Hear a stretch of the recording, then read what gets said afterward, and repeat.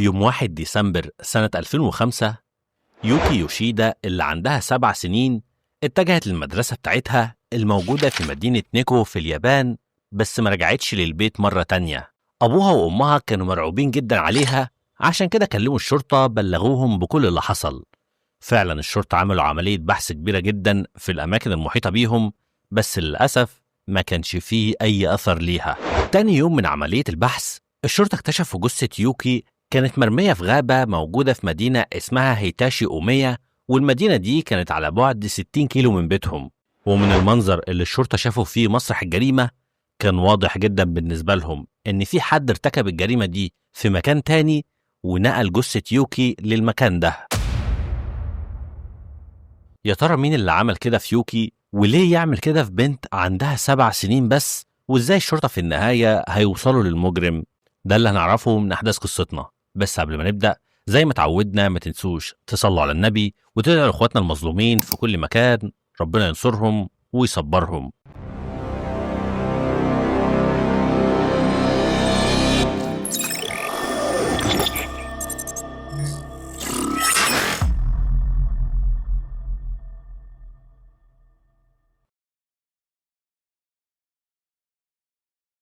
الشرطة لما وصلوا لمسرح الجريمة وشافوا الجثة بتاعت يوكي لقوا إنها عارية تماما، ده غير إنها تعرضت لعدد كبير من الطعنات في منطقة الصدر. بعتوا الجثة بتاعتها للتشريح، والطب الشرعي حدد إن الجثة اللي معاهم اتعرضت للاعتداء، ده غير إن توزيعة الدم على جسمها كانت متوزعة بشكل دائري.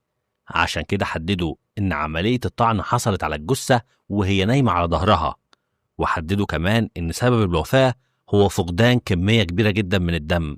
ولما لقوا إن كمية الدم في مسرح الجريمة كانت قليلة جدا بدأوا يفكروا إن الغابة دي مش هي مسرح الجريمة، يعني المجرم قتل الضحية بتاعته في مكان تاني وبعدين نقل الجثة للمكان ده.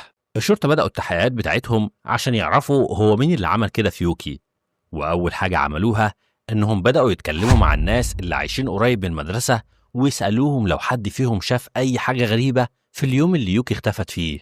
في واحد من الشهود قال للشرطة إنه شاف عربية لونها أبيض كانت ماشية قريب من المدرسة في اليوم اللي يوكي اختفت فيه، ولما سألوه عن الشخص اللي كان جوه العربية دي قال لهم إن كل اللي فاكره إنه كان شاب في سن المراهقة. بس المشكلة اللي كانت بتواجه الشرطة إن المنطقة اللي كان فيها المدرسة دي كانت منطقة معزولة شوية وما كانش فيها أي كاميرات مراقبة على الطريق، عشان كده كان صعب جدا إن الشرطة يوصلوا للمجرم من خلال بس الوصف بتاع العربية اللي كان راكبها بإنها عربية كان لونها أبيض. الشرطة بدأوا كمان يدوروا على الطريق اللي بيودي للغابة ويسألوا الناس اللي على الطريق ده أو أصحاب المحلات اللي عايشين هناك عشان لو شافوا شخص كان راكب عربية لونها أبيض ومعاه بنت صغيرة، بس للأسف ما وصلوش لأي نتيجة. الشرطة كمان عملوا عملية بحث كبيرة جدا في الغابة اللي اكتشفوا فيها جثة يوكي على أمل إنهم يوصلوا للشنطة بتاعتها أو للملابس بتاعتها، وكمان كانوا عايزين يوصلوا لسلاح الجريمة. الشرطة كمان اتكلموا مع كل أفراد عيلة يوكي وسألوهم لو عندهم أي أعداء أو حتى حد يبقى عايز ينتقم منهم، بس لما اتكلموا معاهم لقوا إن ما عندهمش أي أعداء. عشان كده الشرطة كانوا شايفين إنهم وصلوا لطريق مسدود في القضية. عدى سنة تقريبا ولسه ما فيش أي جديد في قضية يوكي. عشان كده في أغسطس سنة 2006 الشرطة عملوا مكافأة $20,000 لأي حد يقدم لهم معلومات تساعدهم في القبض على المجرم. بعد كده زودوا المكافأة $50,000، بس حتى لما عملوا كده ما وصلش للشرطة أي معلومة مفيدة تعرفهم هو مين المجرم. في يناير سنة 2014 كان عدى 8 سنين على الجريمة اللي حصلت ليوكي، وفي الوقت ده كل أفراد عيلة يوكي كانوا خلاص فقدوا الأمل في إنهم يوصلوا للمجرم. بس في الوقت ده الشرطة عملوا مؤتمر صحفي كانوا بيقولوا فيه للناس إنهم خلاص قبضوا على مشتبه فيه وقربوا جدا من حل لغز القضية.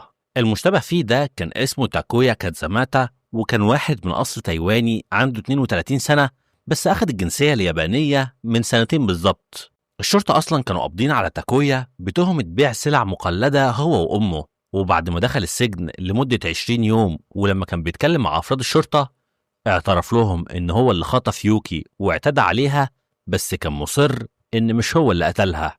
الحاجة الغريبة إن الشرطة سجلوا كل التحقيقات اللي عملوها مع تاكويا بالفيديو، ما عدا بس الجزء اللي قال فيه إن هو اللي اعتدى على الطفلة. وفي يونيو سنة 2014 يعني بعد 6 شهور من القبض عليه، تاكويا اعترف كمان إن هو اللي قتل يوكي، وبعد أسبوعين تقريبا من الاعتراف ده وافق إنه يعترف بالذنب ويقول لهم كمان على كل تفاصيل الجريمة. محاكمة تاكويا بدأت في فبراير سنة 2016. الادعاء طبعا كانوا واثقين في نفسهم جدا لأن معاهم اعترافات دقيقة جدا من المجرم، بس اللي هيحصل في المحكمة هيبقى مفاجئ جدا بالنسبة لهم. لأن القاضي لما سأل تاكويا عن الاعترافات اللي قالها للشرطة كان هادي جدا قدام القاضي، وقال إن كل الاعترافات دي قالها للشرطة بسبب الضغوطات اللي اتعملت عليه. قال لهم كمان إنه ما كانش يعرف أي حاجة عن جريمة قتل يوكي، وإن كل الاعترافات اللي هو ماضي عليها دي كانت الشرطة هي اللي بتقوله عشان يقولها. وكان السؤال اللي لازم المحكمة تعرف إجابته: هل فعلا تاكويا اتعرض للتعذيب عشان يعترف بجريمة هو ما عملهاش؟ طيب لو هو فعلا اللي ارتكب الجريمة، ايه هي الأدلة اللي موجودة مع الشرطة غير الاعتراف بتثبت ان هو المجرم؟ تاكويا اتولد سنة 1982 في تايوان، ولما كان عنده 12 سنة أبوه وأمه انفصلوا عن بعض، وأمه اتعرفت على واحد ياباني واتجوزته، ونقل مع أمه لليابان عشان يعيش معاها هناك. تاكويا كان بيواجه صعوبة كبيرة جدا في حياته الجديدة، لأنه كان بيتعرض للتنمر طول الوقت من زمايله في المدرسة بسبب لغته الضعيفة، ده غير طبعا إن معاملة زوج أمه ليه كانت وحشة جدا. عشان كده لما تاكويا كان في المدرسة الإعدادية قرر إنه يسيب المدرسة ويشتغل في أي وظيفة، وأجر أوضة عشان يعيش فيها ويسيب البيت اللي كان عايش فيه مع أمه. وطبعا بسبب كل الحاجات اللي تاكويا مر بيها خلال فترة طفولته، فهو كان شخصية انطوائية جدا وعنده عدد قليل جدا من الأصحاب، وما كانش عنده غير هواية واحدة بس، وهي تجميع تماثيل الانمي، ودي كانت حاجة مشهورة جدا في اليابان. الشرطة بيقولوا إنهم لما قبضوا على تاكويا بتهمة بيع السلع المضروبة، لقوا على الكمبيوتر بتاعه مواد إباحية للأطفال، وكانوا شايفين إن الحاجات دي دليل قوي جدا إن عنده ميول جنسية تجاه الأطفال. الادعاء بيقول إن تاكويا أول لما اتقبض عليه بدأ على طول يتكلم مع أفراد الشرطة وكأنه عايز يشيل حمل كبير من عليه، واعترف لهم على طول إن هو اللي خطف يوكي واعتدى عليها من غير أي ضغط من الشرطة. قالوا كمان إنه وصف لهم الجريمة اللي حصلت بالتفصيل الممل، وكان واضح جدا إنه ندمان على الجريمة اللي عملها وهو بيمضي على الاعترافات بتاعته. المحامي بتاع تاكويا رد على الكلام ده بإن موكله اتقبض عليه في البداية بسبب تهمة ملهاش أي علاقة بجريمة قتل يوكي، وإن بعد فترة صغيرة من القبض عليه الشرطة غيروا مسار التحقيقات بتاعتهم وبدأوا يضغطوا عليه عشان يعترف إن هو اللي ارتكب جريمة القتل دي. تاكويا بيقول إنه في البداية نفى إن هو اللي ارتكب الجريمة، بس مع الضغط بتاع الشرطة والتحقيقات اللي كانت بتستمر لساعات طويلة جدا اعترف إن هو اللي اعتدى عليها وخطفها، بس رفض إنه يعترف بجريمة القتل. وعلى حسب كلامه إن الشرطة وقتها كانوا متضايقين جدا ورفضوا إنهم يسجلوا الاعترافات دي لأنهم كانوا عايزينه يعترف بجريمة القتل مع الاعترافات الأولى. تاكويا بيقول إن عملية الاستجواب كانت أشبه بعملية تعذيب نفسي، وإنه كان كل ما يقول قدام الشرطة مش أنا اللي قتلت البنت كانوا بيتعصبوا عليه جدا ويزعقوا فيه عشان يمارسوا عليه الضغط النفسي، لدرجة إن أفراد الشرطة كانوا كل يوم بيصحوه من النوم ويجبروه إنه يقول أنا آسف أنا اللي قتلت يوكي 50 مرة كل يوم لمدة 6 شهور كاملين. ولو رفض في يوم واحد بس إنه يقول الكلام ده كانوا بيحرموه من الأكل والشرب وكانوا بيمارسوا عليه كل أنواع الضغوط. عايز أقول لكم كمان إن فعلا الاعترافات اللي قالها تاكويا كان فيها جزء كبير مش منطقي، وحتى الصحافة اليابانية كانت ملاحظة الكلام ده. في صحيفة كبيرة في اليابان اسمها سانكي شامبون كتبت عن استجواب الشرطة لتاكويا، قالت إن الشرطة استخدموا نبرة قوية للضغط على تاكويا وقالوا له أنت لازم تعترف النهاردة. وعلى حسب كلام الصحيفة إن تاكويا كان باين عليه الضعف وكان موطي راسه في الأرض وكان بيقول لهم أنا مش هقدر أقعد هنا أكتر من كده. المقال كمان كان بيقول إن في حاجة غريبة جدا حصلت في الاعترافات اللي قالها تاكويا، لأن تاكويا اعترف بالجريمة اللي عملها في 3 مرات منفصلة، مرتين منهم الشرطة فصلوا الكاميرا اللي بيسجلوا بيها الاعترافات. فيا ترى إيه السبب اللي ممكن يفصل كاميرات تسجيل التحقيقات وهو بيعترف بجريمته في مرتين مختلفين؟ الشرطة كانوا بيقولوا إن تاكويا اعترف على طول أول لما دخل السجن إن هو اللي اعتدى على يوكي، بس الحقيقة بتقول إن تاكويا قعد في السجن 140 يوم قبل ما يتكلم عن أي حاجة ليها علاقة بالجريمة اللي حصلت ليوكي. وخلال الفترة دي كانت حالته النفسية صعبة جدا وكان نزل في الوزن، وواضح جدا إنه فعلا اتعرض للضغط النفسي، وده خلى المحكمة يسأله هو لو فعلا تاكويا كان عايز يعترف بالجريمة عشان يشيل عبء كبير من عليه زي ما الشرطة بتقول، ايه اللي هيخليه يستنى اكتر من 3 شهور عشان يعترف بالجريمة اللي هو عملها؟ المحكمة كمان اكتشفوا ان الاعترافات اللي قالها تاكويا عن الجريمة اللي حصلت كانت متناقضة تماما مع الأدلة الموجودة في مسرح الجريمة.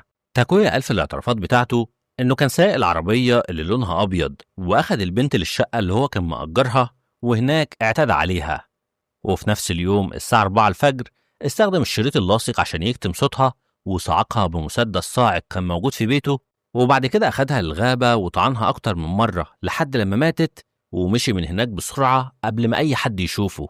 الاعترافات دي كانت مختلفة شوية عن مسرح الجريمة اللي موجود مع الشرطة، وده يخلينا نسأل، هو فعلا تاكويا ارتكب الجريمة زي ما اعترف للشرطة، ولا هو اضطر انه يعترف عشان يتخلص من الضغط بتاع الشرطة؟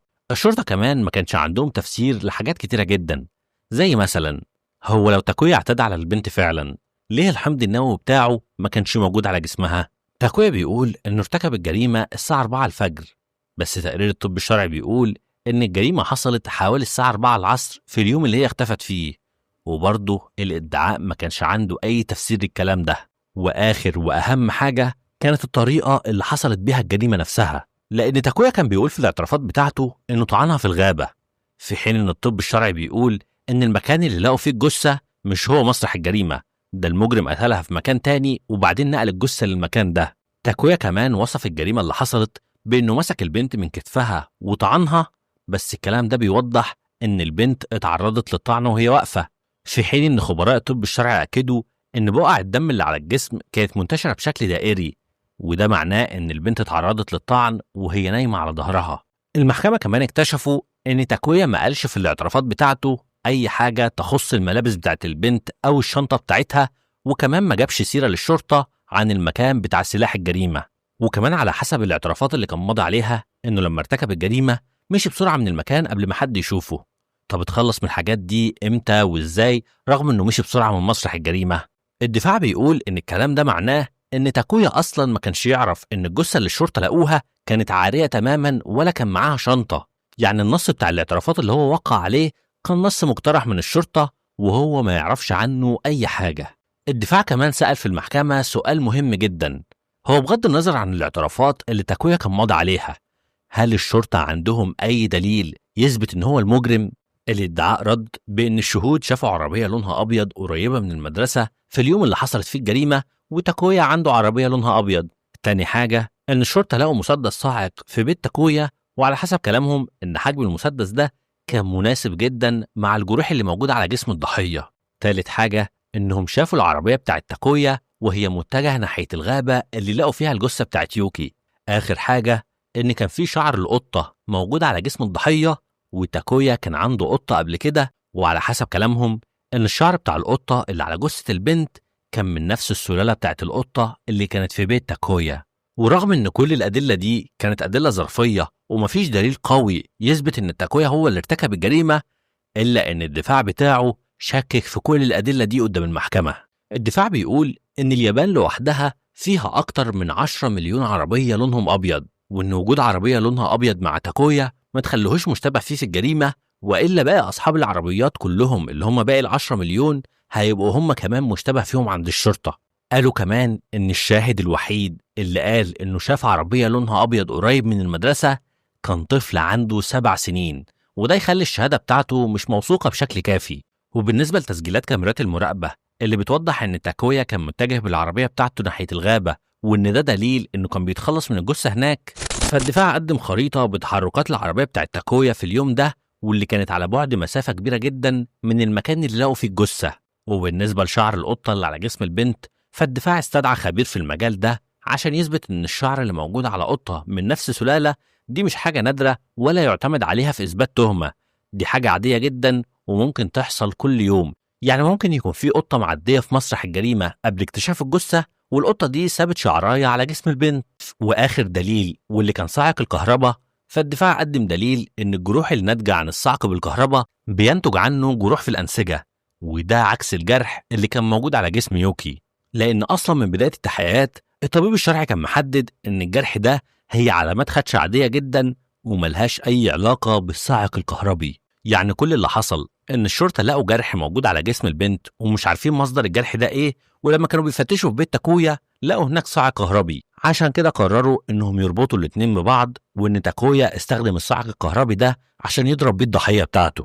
المحكمة أشادت بالدور اللي الدفاع قدمه، وأشادت كمان إنهم استخدموا في الدفاع بتاعهم كل الطرق العلمية عشان يثبتوا براءة موكلهم.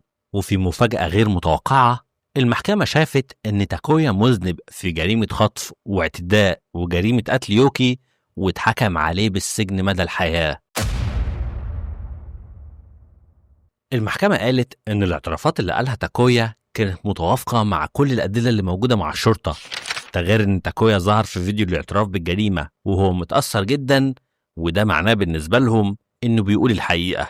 بعد الحكم ده تاكويا كان مستغرب جدا ومش عارف هو إزاي اتحكم عليه ومفيش أي دليل قوي ضده، وقال لكل وسائل الإعلام إنه هيستأنف على الحكم ده لحد ما يثبت براءته. فعلا في أغسطس سنة 2018 بدأت محاكمة الاستئناف، وتاكويا كان عنده أمل إنه يخرج من القضية.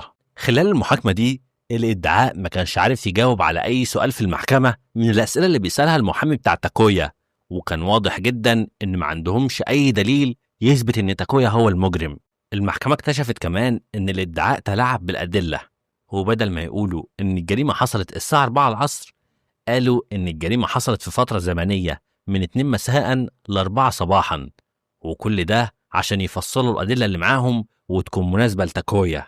ويوم 3 أغسطس سنة 2018 محكمة الاستئناف أعلنت إن الحكم اللي اتعمل على تاكويا هو حكم باطل لأنه مخالف للدستور، لأن في الدستور الياباني ما ينفعش يعتمدوا على اعترافات المجرم لوحدها كدليل في جريمة قتل ويتجنبوا إن مفيش أي دليل تاني ضده.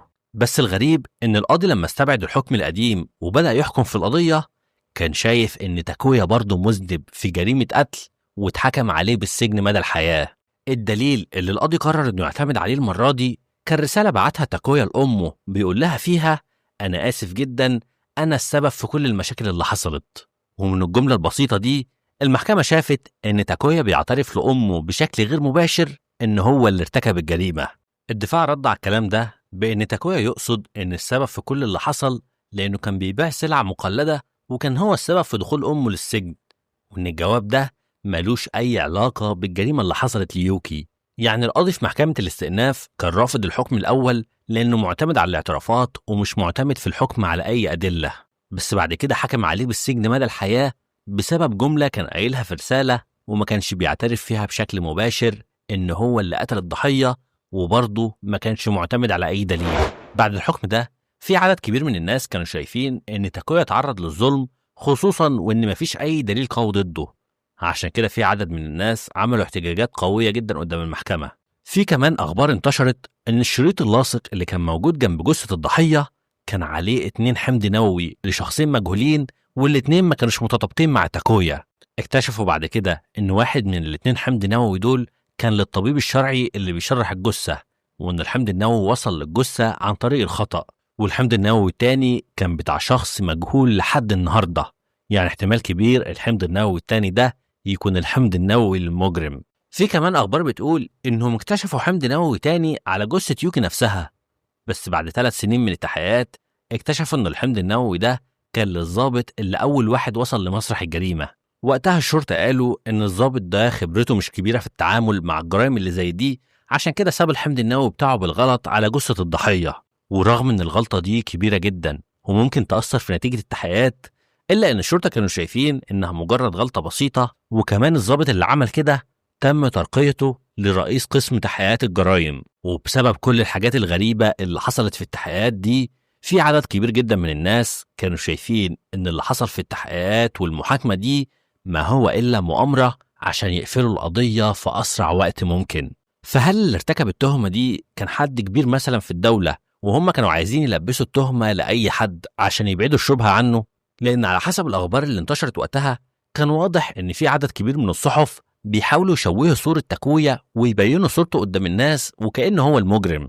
يعني مثلا في التقارير اللي اتعملت أول لما اتقبض عليه كان المفروض يتقال إنه بيحب يجمع تماثيل الإنمي، بس في تقارير كتيرة جدا وقتها غيروا التقرير ده وقالوا إنه بيحب تماثيل الإنمي وبيحب يجمع السكاكين. وأكيد هم عملوا كده عشان يوجهوا الرأي العام إن ده فعلا هو المجرم. وسائل الإعلام كمان كانت بتتكلم إن الشرطة لما قبضوا على تاكويا قالوا إنهم لقوا عنده مواد إباحية ضد الأطفال، عشان كده كانوا بيقولوا إنه أكيد هو اللي ارتكب الجريمة بغرض الاعتداء. بس اكتشفوا بعد كده إن كل ده ما حصلش، وحتى الادعاء ما قدمش أي دليل في المحكمة. فأكيد اللي سرب الأخبار دي كان قاصد برضه إنه يشوه سمعة المتهم عشان الناس تتأكد إن هو اللي ارتكب الجريمة. تاكويا ما استسلمش واستأنف على الحكم من جديد يوم 9 أغسطس سنة 2018، والمرة دي كان عنده أمل إنه يخرج من السجن. بس في مارس سنة 2020 المحكمة العليا في اليابان رفضت الاستئناف ده وأيدت عليه حكم السجن مدى الحياة. ويوم 6 مارس سنة 2020 المحامي بتاع تاكويا عمل مؤتمر صحفي بينتقد فيه اللي حصل في القضية بحجة إن مفيش أي دليل مباشر بيربط موكله بالجريمة اللي حصلت. بس بعد اللي عمله ده مفيش أي حاجة اتغيرت. بس كده تكون انتهت قضية النهاردة، وكنت عايز أعرف رأيكم. شايفين إن تاكويا ممكن فعلا يكون هو المجرم، ولا القضية دي اتجهزت لتاكويا عشان يلبسها بسبب حاجة محدش يعرفها؟ في النهاية حابب أشكر كل الناس اللي تفاعلوا على الفيديو اللي فات. أنا لحد وقت تصوير الفيديو كان وصل تقريبا ل 2000 لايك. شكرا ليكم وأشوفكم في فيديو جديد. سلام.